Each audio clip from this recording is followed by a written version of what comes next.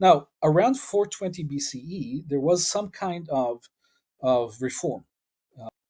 One of the documents, they have several documents describing it, but one of the documents talks about it says that they brought an offering to Yahweh. I mean, it's very fragmentary, and the line under that says that one atrodan, that they had an atrodan there. Now, atrodan is in today in Zoroastrianism is an atashdan, in just a different format, but that is the fire holder of Zoroastrian cult. So in their temple, in the Yahwistic temple, they had a fire holder. Is that an Avestan term that you just used? Yeah, it's an Avestan term. That's not a Semitic thing. That's an Avestan thing. Absolutely, absolutely. Wow. Now I've had people say, and this is in my article that is in the book that we're talking about. My paper in that book it goes into a lot of detail on this, and some people say, well, it's a fire holder. A lot of people translate it as a fire altar. I don't use the term fire altar because it is not an altar. It is a holder of.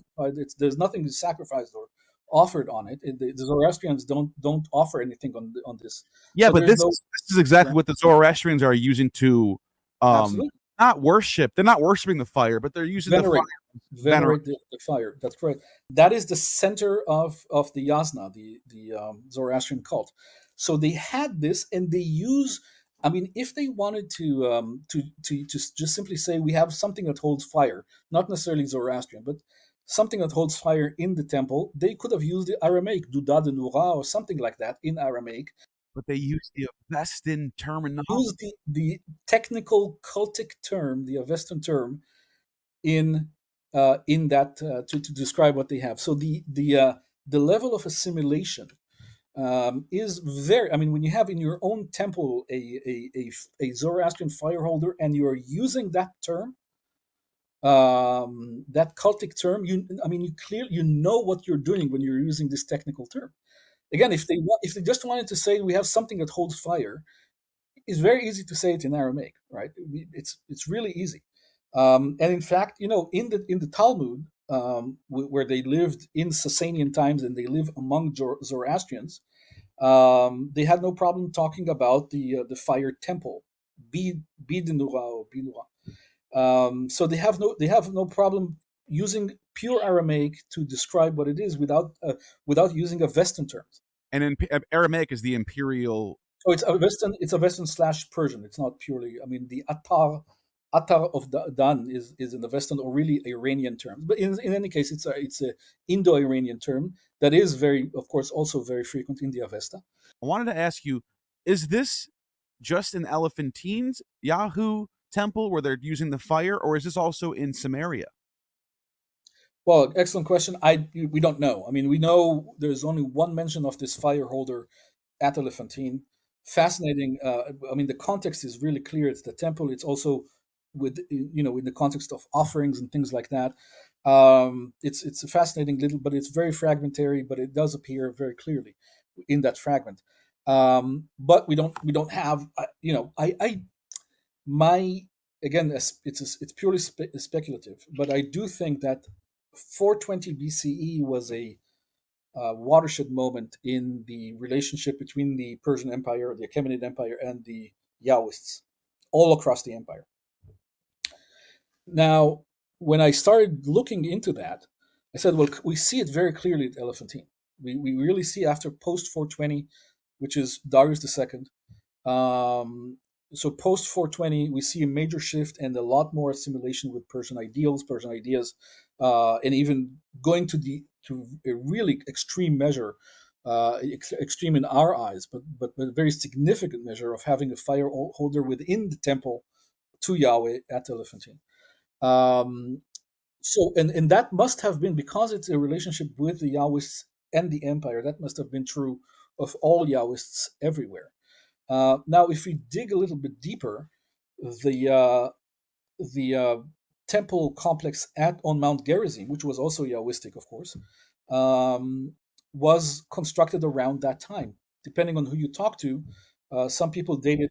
So the likelihood of it, if it's built around the same time, the likelihood of it having the similar features is a lot higher, right? Well, I mean, I'm not talking about the architecture because the architecture was certainly different. But what I'm saying is that there is an investment because building a temple like this requires imperial, of course, authorization and investment. And so the empire not only so at that around that time of the 420 reform, 420 BC reform that is documented very clearly at Elephantine, we see that the temple in on Mount Gerizim is being sponsored, so to speak, by the Achaemenid Empire, and a lot of scholars, and I agree with that, claim that the temple in Jerusalem was also built um, at that time. This is why throughout our talk today, I said so-called Second Temple, because these terms are very misleading. The first temple is simply the first temple that the Bible acknowledges or the Bible talks about. Clearly, I mean, we know that Jerusalem was an important city also in the Elamarna period. There was certainly some temple there, although not Yahwistic. And certainly there continued to be temples there even after the Bronze Age collapse and then later on. Because there is no city without a temple in the ancient world. Simply, there must have been a temple. You can't, even if it's under the, even if it's under the sky, but there's some sacred space within the city. Okay, so I mean, in the ancient world, it's completely inconceivable to have a city without some kind of temple. A city would simply be not protected if it didn't have a deity protecting it. So the concept of a city without a temple is impossible. So there was some kind of temple, and so the whole concept of a first temple is not historical. I mean, the concept of a first temple. There was a temple.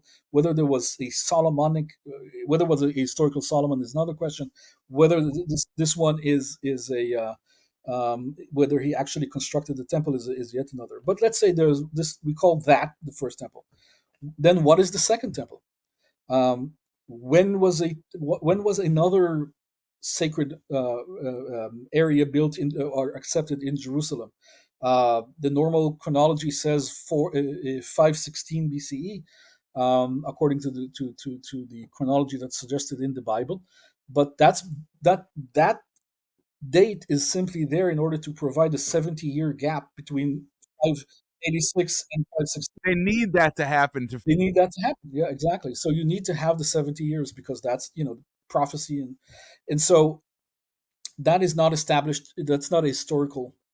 If I'm looking at it again scientifically, I cannot take that as a historical fact. And then clearly there was something that was built with someone at the time, a Nehemiah or someone like that, somewhere in the 5th century. And we know from archaeology that on Mount Gerizim, which was as Yahwistic as Jerusalem was, there was no difference in terms of authority between. And we also find Judeans offering, making offerings on Mount Gerizim. So Mount Gerizim was a completely legitimate temple for Yahwist at the time, not less so than Jerusalem. And there was also definitely a Yahwistic temple also in the town of Samaria as well. We talk about this in the book that that we're actually talking about, supposed to be talking about here. There's also articles that refer to Samaria and the cultic context in Samaria at the time as well in the Achaemenid period. So yeah, so this we're talking about a very complex picture at the time, and we start seeing towards the end of the 5th century BC. Again, there are people who date the construction of the Mount Gerizim temple to the mid 5th century, based on mostly on coins and things like that were found. Coins are not enough to date because you can have a coin that comes from an earlier period. Simply, there's no reason to switch to a new type of coin so long as the weight of the coin doesn't change. So people used coins for a long period of time even after they were issued. So that's not a these are not good reasons, but I think there are much better reasons to date it to the last quarter of the 5th century, and that fits, this Persian support for the Yahwists. And probably the temple in Jerusalem was built in this at the same time, as part of this same policy towards the Yahwists around the same time. Now then, and then you have Herod's temple. right? Is that the third temple? If you're talking about the second temple, is that the third? I've always asked that. I've always said that too. How do you? And that's funded by Augustus. Yeah. So this terminology of second temple, first temple, this is completely. It's not a scientific. It's not a scientific terminology. Okay. In the reconstructions that certain scholars have done over the years, they restore "do not eat, do not drink," right? But it's only restoration. The actual papyrus, and I did go to Berlin and studied it in person, and took microscopic, I mean, microscopic image, infrared and multispectral photos of each word independently and studied it and made sure that I'm reading this as scientifically as possible. There is simply nothing is prohibited. There is no do not eat, do not drink. But drinking is very central to that document. Drinking something, and it says be pure, keep yourselves pure. He does not describe what he means by be pure, by the way, which is really important. So clearly they understood what he meant. The person writing this extremely important document is called Hanania, and they clearly understood what he meant by being pure. He didn't have to explain to them what that means. And then in the next line after that, he says, "Drink something." He doesn't say don't drink. He says drink something, and then it continues with the. But so clearly, there was something really important about drinking something on that document. Again, I make all kinds of proposals in my. Maybe the Haoma drink, right? Because the Persian. That's what I. Okay, so you do know what I'm saying. So yeah, my suggestion is that this was a Hauma drink. The Yasna. So Yasna is the Real quick, just for anyone who has no idea what that is, it's what is the Haoma drink? And then I know. I mean, I don't. I'm not in any rush to finish as long as you're not. okay, great. So the Yasna is the large Zoroastrian ritual. Beautiful, impressive, fantastic. I really recommend that people go and check. There's a website called the Multimedia Yasna where you can actually see it in an interactive video that was created by SOAS University in London.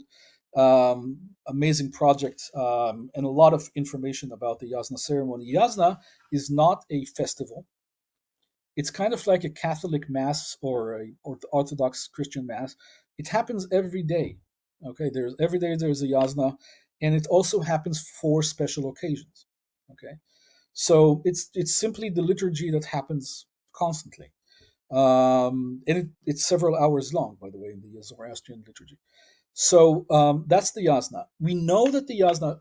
So uh, um, with the Passover, as we said, there is simply no records of it extra biblically. But we do have records of the Yasna in the Achaemenid period. Okay, we have pictographic representations in the Achaemenid period, in Persepolis and other places, where in several places across the empire, that show clearly that the Yasna was already practiced in the Achaemenid period. So we have on one hand the Passover that is simply not documented anywhere, or this Yasna, which is amply documented in the Achaemenid period. Now, in the pictographic representations of the Yasna in the Achaemenid period, we do have the preparation of the Hauma drink um, represented on these inscriptions, which is a mortar and a pestle. That's how you press the Hauma. Okay, that's how you make the Hauma drink. That is a major part in the Yasna. Happens twice in the Yasna ceremony, and that's what you make this drink, which is an intoxicating drink. It doesn't make you drunk, but it's It's like the Kaikion of the Greeks, but it's also like Soma for the Indians. for the Indians exactly, and it has. I mean, in certain places it is replaced by wine actually because it's also pressed and also intoxicating. And we see it also in China. I mean, there are also later communities in China. Does it have psychedelic properties? I've heard that before, or do we not know? Um, we really don't know what exactly was the Hauma at the time. What Zoroastrians or Hindus today use as the Soma. It's probably a very different. So we don't really know what it is that they actually used. It's also being debated. Um, but what we do know is that the Yahwistic community at Elephantine assimilated deeply. I mean, we talked about the fire holder, right? Deeply assimilated Zoroastrian elements into their own cultic sphere, right? Now, this document that is erroneously called the Passover letter is much closer in what it describes to the Halma, to the Yasna ceremony, than to the to of course to anything that we know from the Passover. Now, the date, the only thing that the main reason that people refer to this as the Passover letter is because it refers to an observance that starts on the 15th of Nisan and goes on for 7 days. Now, the thing is, the 14th of Nisan is simply the 14th and into the night between the 14th and the 15th of Nisan is simply the first full moon of the year. Nisan is the beginning of the year, and it's the first full moon of the year, and it's the sign for the beginning of the harvest. So in the ancient world, the first full moon of the year was a major event. I mean, in the ancient world, people need to understand, because in the modern world, we don't understand just how precarious life was. But in the ancient world, you live or die based on the results of the harvest, of just how much you got from the harvest. That keeps you alive for the next year. Now, if in the towards the end of Nisan and that time period of spring, when the harvest begins, if your deity rains hail or floods or thunderstorm, all of that can literally kill you. Okay, could destroy families, could destroy villages. And so that period was extremely important. And the first full moon of the year in the sun was a period of, trepidation. You're really concerned. You're worried about the immediate future, and you want to make sure that this harvest is important. So all across the ancient Near East, the 14th of Nisan was a major date. Uh, let me just so people who might not understand. So 14 days after Nisan 1, which is a lunar calendar, so the first of Nisan would be a new moon. 14 days later would be the first full moon. Is that how we would do it? And so no matter what the situation is, we have a solar calendar. So our calendars sort of just are like automatic every 12 months, and we have 365 days in the year. But they had to tune their calendars to line up with the moon, so that on the first of every month it would be a new moon. so it's really Luno's solar calendar. You adjust it with the sun, and it's a lot more complicated.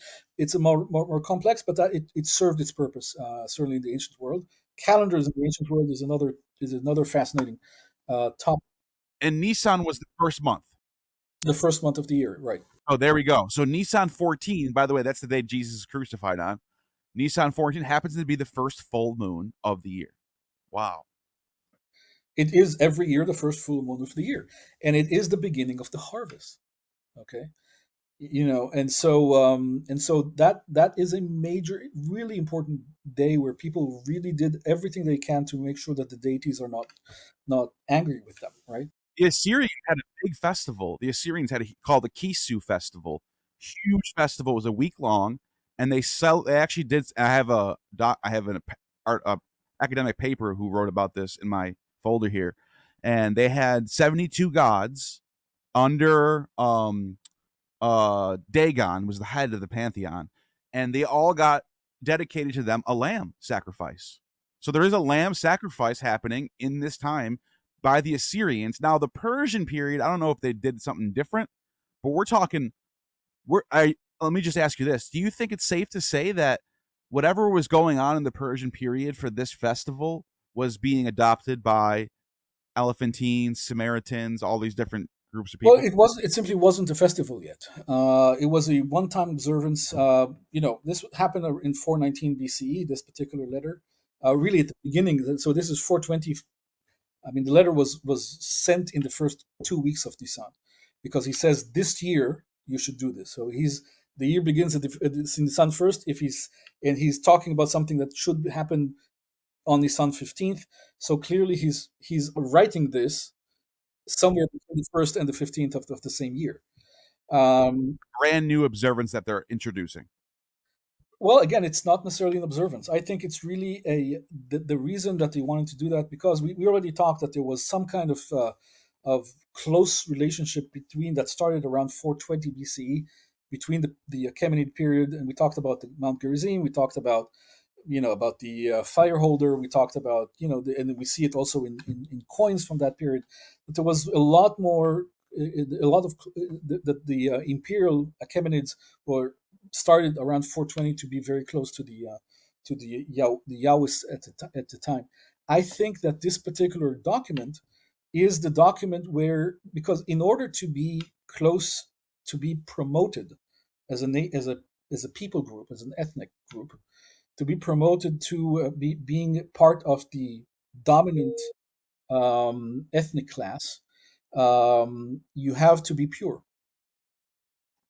And in order to be pure, in the Zoroastrian view, in order to be pure, you drink the halma. The halma purifies you cosmically, according to their understanding. It really recreates you, and Herodotus talks about this as well.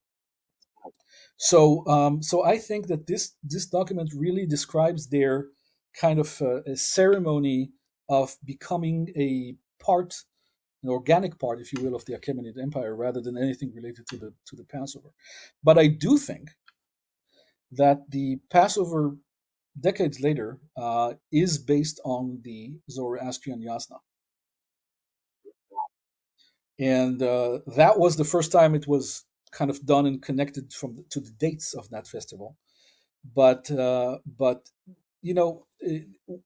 ceremonies where you have pressed a drink made out of pressed natural ingredients that is also intoxicating, and unleavened bread. There are only two rituals that I know of that have that: the Passover and the Zoroastrian Yasna. So the Zoroastrian Yasna also has unleavened bread. Yeah, I know. I mentioned this in one of my recent videos about. I did a whole video about the spring equinox festivals, Nowruz and Yasna and Kisu and Passover, Easter, and that was one of the things that I ran into in the academic papers, was that the unleavened bread was a big deal for the Persians. Right, that's right. It is to this day. The Zoroastrians still have it, call it the dron, which just means a portion. The dron, in the Avesta, dron is actually an animal sacrifice in the Avesta. But I think that I can also show it from archaeological records in Persepolis. That's a different story. But I think that when the Zoroastrians started having an empire, early Zoroastrianism with the Achaemenid Empire, when you starts having Zoroastrians across the empire, it becomes really just unmanageable to have them offer animal sacrifice everywhere they go, especially if you have an entire military of Zoroastrians that have to travel. It really becomes extremely expensive and heavy to have animals for sacrifice travel with you. And I think that the shift from animal sacrifice and again, this is speculation, but it makes a lot of sense in imperial times to shift from animal sacrifice to an unleavened bread in the Achaemenid period rather than later on. And I think this is also supported in some ways in Persepolis and in pictographic representation of the Yasna, because in the pictographic representations of the Yasna ritual, as I said, you have the pestle and the mortar where you crush the halma and make the drink.